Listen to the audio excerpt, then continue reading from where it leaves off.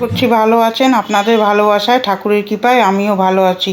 এখন একটা ব্লগ নিয়ে চলে আসলাম। এইটা হলো শুক্রবারের ব্লগ। এখন ভয়েস দিয়ে 11টার সময় ছাড়বো। আশা করছি ভালো লাগবে। পুরোটা দেখুন, তাহলে ভালো লাগবে। কালকে যে কী বৃষ্টিটাই শেয়ার করছে। এই দেখুন কী সুন্দর বৃষ্টি হচ্ছে। আজকে আবার গরম পড়েছে, রোদ্দুর উঠে গেছে। কালকে একদম তুমুল ঝড় বৃষ্টি, ভালোই ছিল, ওয়েদারটা ভালো ছিল, ঠান্ডা ঠান্ডা, ভালোও লাগছিল বেশ। আজকে আবার সেরকম গরম পড়ে গেছে শনিবার দিন। এই যে এখন চলে আসলাম আলু ভাজি, রান্নাঘরে চলে আসলাম। আলুটা ভেজে নিলাম, ভেজে নামিয়ে নেব। নামিয়ে নিয়ে তারপরে এখানে বসালাম তরকারি বসাবো পুঁই শাকের। পুঁই শাকের মধ্যে দেবো, ওই যে সব কিছু মিশানো আছে, কুমড়ো বেগুন সব কিছু মিশিয়ে পেঁয়াজ ফোড়ন দিয়ে, পাঁচ ফোড়ন দিয়ে তরকারিটা বসাবো। এরকম তরকারি ভালো লাগে। আর কোনো মশলা দেবো না, একটু শুকনো লঙ্কার চচ্চড়ি বানাবো। এটা একটা ভালোই লাগে আমার এই পুঁই শাকের তরকারি খেতে। আপনারা কে কে খেতে ভালোবাসেন কমেন্ট করে জানাবেন। কালকে ভিডিওটা দিতে দেরি হয়ে গেছে, কেন হয়ে গেছিলো, প্রাইভেট হয়ে গেছিলো। আমি বুঝতে পারিনি মোবাইলটা প্রাইভেট হয়ে গেছে। ভিডিও আবার 1:30টার সময় আমি পাবলিক করি, বুঝতে পারছিলাম না কী কেন হচ্ছিল। সব কিছু তো আর বোঝা যায় না, এই কিছুটা আবার বুঝে দেখে করতে হয়। তাড়াহুড়োর মধ্যে ছেড়ে দিয়েছি, প্রাইভেট হয়ে গেছে। দুটো ভিডিও আমার প্রাইভেট হয়ে গেছে। একটা কেটে দিয়েছি, আর একটা পাঁচফোড়ন দিয়ে পেঁয়াজ দিয়ে পুঁই শাকের তরকারিটা বসাবো। পুঁই শাকটা ধোয়া ছিল না, বরমশাই বলছে একটু ধুইয়ে দাও। গ্যাসের কাছে দাঁড়ালে না কোনো কিছু দিশা পাওয়া যায় না, সব গুছিয়ে নিতে পারি না। এতো হোটেলের রান্না, ওই জন্য সব গুছিয়ে যে কাজ করব সেটা আর হয় না। কি করব, তারপরে সকাল উঠে তো সব কাজ কেচে কুচে পরিষ্কার হয়ে তারপরে রান্নাঘর ঢুকিয়ে পাঁচফোড়ন পেঁয়াজ দিয়ে ভেজে নেবো একটু। অনেকে মাছের তেল দিয়ে করে, অনেকে মাথা দিয়ে, মাছের মাথা দিয়ে। পুঁই শাক যে কোনোভাবে করবেন দেখবেন হেভি টেস্ট হয়। চিংড়ি মাছ দিয়েও ভালো লাগে। তারপরে আর নিয়ে আসবো লোটে মাছ, এনেছে আবার বড়মশাই। ওখানে পুঁই শাকটা বসিয়ে লোটে মাছটা করব।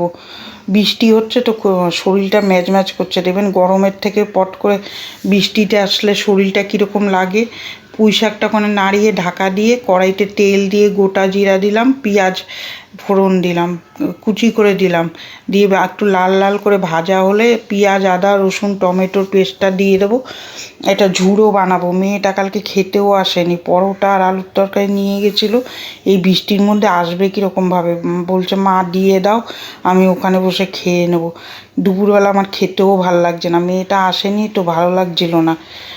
খাইয়ে দিই, নিজেরও খেতে ইচ্ছা করছিল না। যে পুঁই শাকটা নাড়াচ্ছি ওদিকে, এদিকে লোটে মাছের মশলাটা কষাচ্ছি।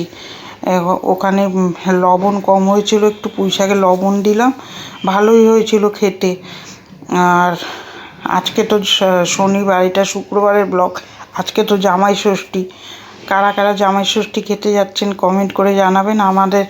আমি এবার এই বছর যাব না জামাই ষষ্ঠী থেকে, এবার করবে না, ওই জন্য যাবো না। ঘরেই মাংস ভালো মন্দ রান্না করে খাবো।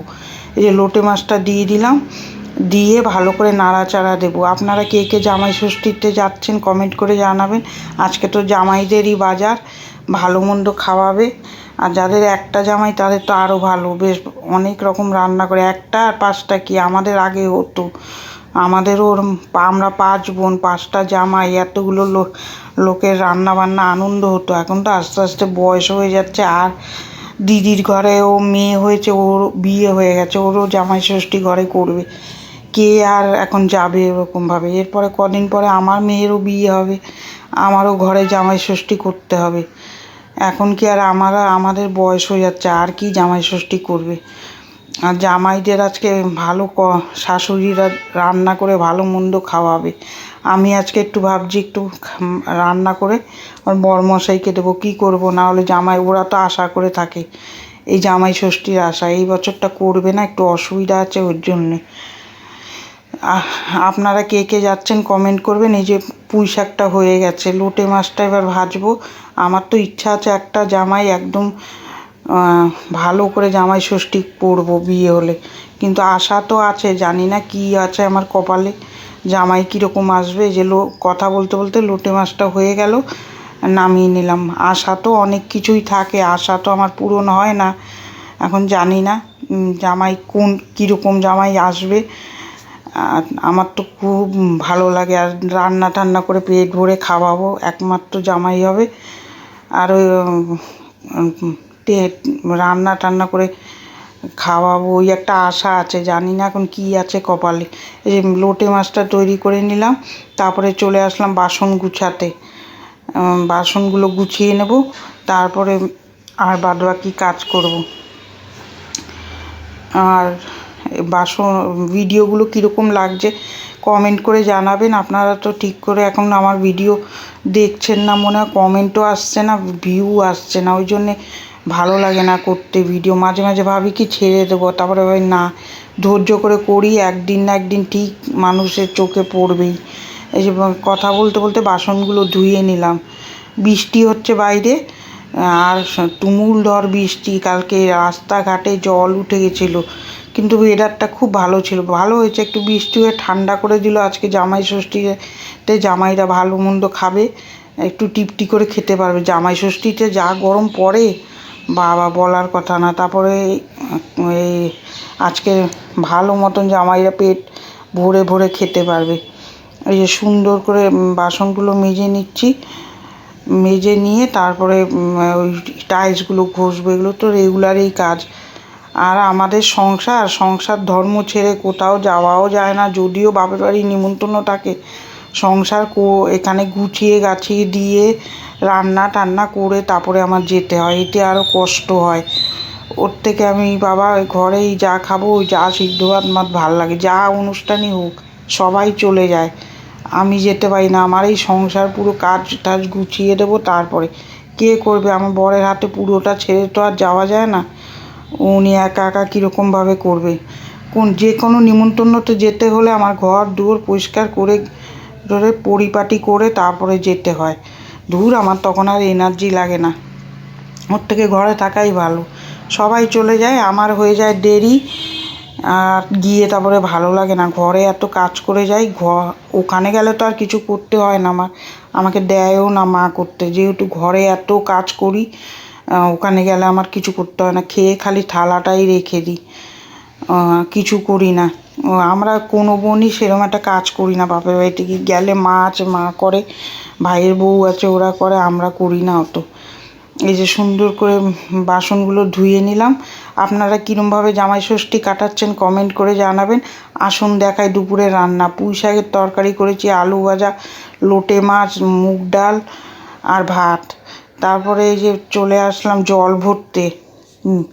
জলগুলো ভরে নিই, নাহলে খাওয়ার সময় বোতল ফাঁকা থাকলে ভালো লাগে না। এই কাজটাও করতে হয়, মেয়ে থাকলে মেয়ে করে দেয়, কিন্তু এখন মেয়ে তো কাজে যায়, আমারই করতে হয়। কালকে রোববার আছে, মেয়ের কালকে ছুটি, আমার একটু নিশ্চিন্ত হব। তারপরে এই ছোটো ঘরে এসে জামা কাপড়গুলো গুছিয়ে নিচ্ছি।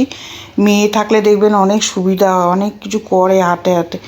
আমার মেয়ে তো করে। বউদের তো আর রোববার শনিবার বলে কোনো ছুটি নেই, 12 মাসই কাজ করতে হয়। আমার একটু ইচ্ছা করে কি বসে খাবো, কাজ করব না, ওরকম একটু মনে হয়। হলে কি হবে, বসে থাকার কপাল তো আমার না, আমার কাজ করতেই হবে। কাজ না করলে এই একার সংসারে কে করে দেবে বলুন না। তারপরে ঘরটা ঝাড় দিয়ে নেব। আমার একের সময় মনে হয় কি একটু নিরিবিলি ঘরে বসে থাকতে ভালো লাগে।